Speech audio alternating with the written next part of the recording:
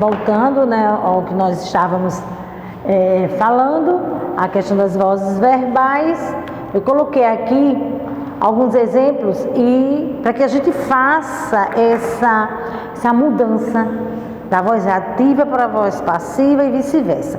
Como é que eu faço isso? É fácil? Facílimo.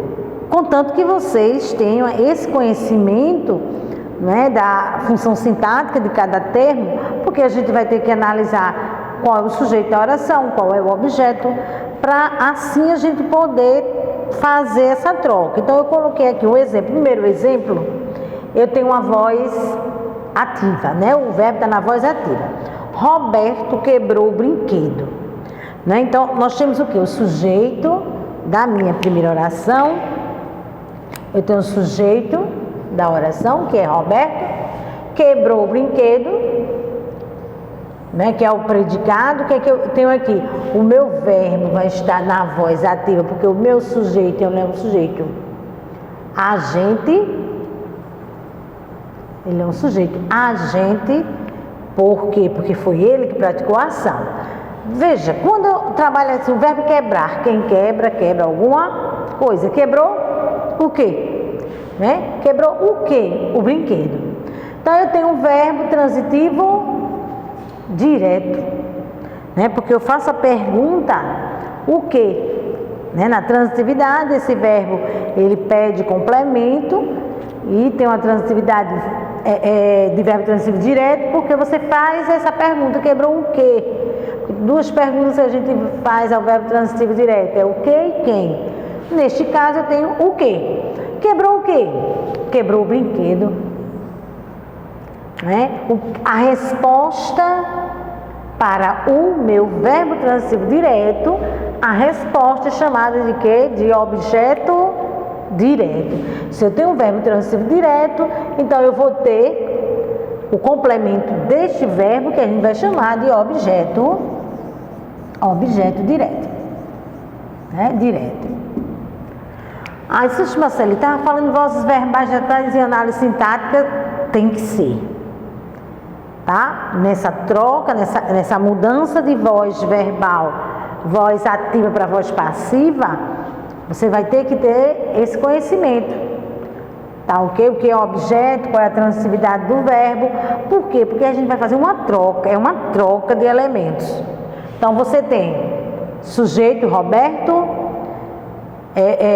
quebrou o brinquedo, que é o meu predicado, né? No meu predicado eu tenho quebrou, verbo transitivo direto. Se eu tenho o sujeito agente, mesmo o verbo está na voz ativa. Aí eu faço a pergunta, o verbo quebrou o quê? O brinquedo. Então a resposta que é dada é objeto.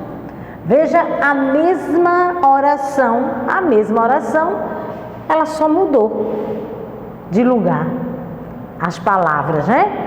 Observe que brinquedo, que é objeto na voz ativa, veio lá para o início da oração, que aqui ele não é mais objeto, tá? Aqui ele mudou a função sintática dele. Roberto, que é sujeito aqui, na segunda oração ele não vai ser mais sujeito da oração. Aí eu tenho, o brinquedo foi quebrado por Roberto. Olha, de quem é que eu estou falando? Quem foi que sofreu aí a ação? Quem sofreu foi o brinquedo, que alguém praticou, e quem praticou foi Roberto. Então o sujeito da minha oração aqui, o sujeito é brinquedo. Ele é um sujeito paciente. Por quê? Porque o bichinho sofreu ação, alguém foi lá e quebrou, né? Se meu sujeito, aí eu tenho, tudo isso aqui é predicado. Veja que nós temos uma locução verbal.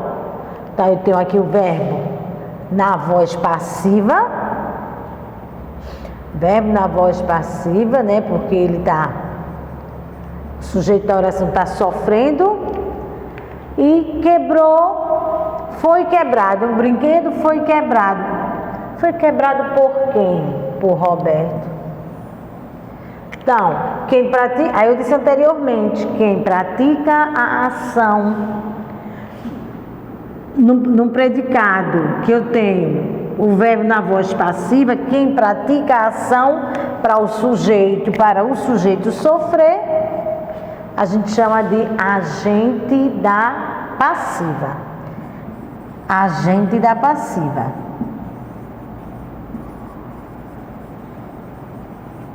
Então, o agente da passiva é quem pratica a ação quando o verbo está na voz passiva para o sujeito sofrer. Então, eu tenho o agente da passiva porque o meu sujeito, ele é um sujeito paciente.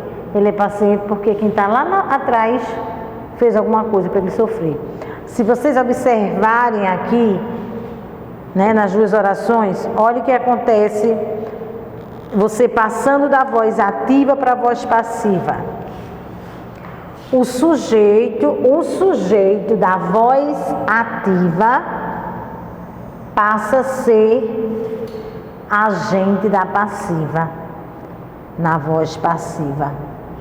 O objeto direto da voz ativa passa a ser o sujeito da voz passiva. Então, há essa troca de elementos. Então, quem era sujeito na voz ativa, na voz passiva, vai passar a ser agente da passiva.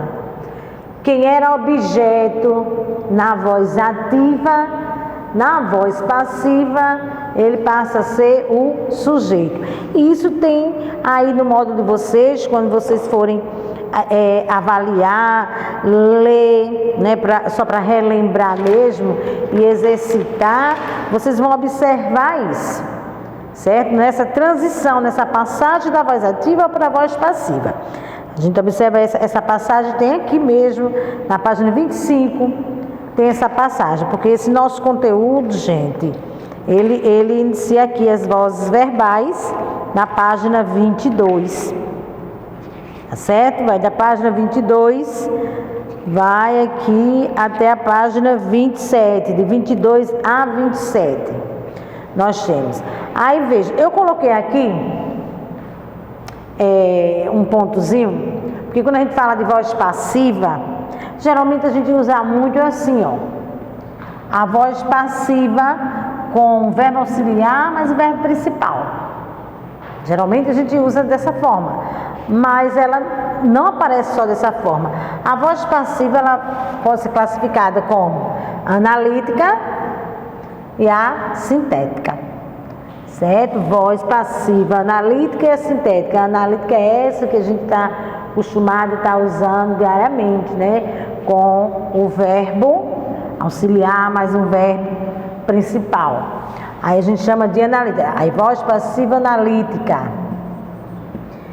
E a voz sintética, você vai ter um único verbo, você vai aparecer sempre, vai aparecer a partícula se, ok? E vocês vão ter uma forma verbal diferenciada, olha mesmo. O filme foi elogiado por ele.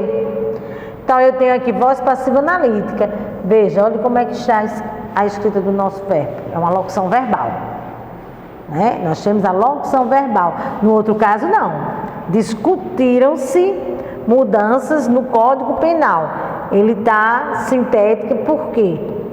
Porque o meu verbo, veja que ele está um verbo indeterminado, eu não sei quem foi que discutiu, está na terceira pessoa, tá? E ele vai vir aqui aí com a partícula se. Aí a gente tem ela, voz passiva sintética. Então, de alguma forma, você vai ter a mesma análise, o mesmo conceito da passiva como um sujeito ou alguém ali, mesmo ele sendo indeterminado, alguém que está praticando uma ação. Nesse caso do indeterminado, a gente não sabe quem. Mas veja, eu vou, só para que vocês analisem direitinho aí, no módulo de vocês tem uma partezinha da sintética que diz aí, ó, um exemplo, contestaram a afirmação do colega, e o outro tem contestou-se a afirmação do colega. Aí vem o conceito do que é a voz passiva sintética. Geralmente é usada quando o agente da ação verbal é desconhecido, irrelevante ou óbvio. Seria o equivalente em sentido a voz ativa com sujeito indeterminado. Veja bem, eu tenho o meu sujeito lá indeterminado. Então você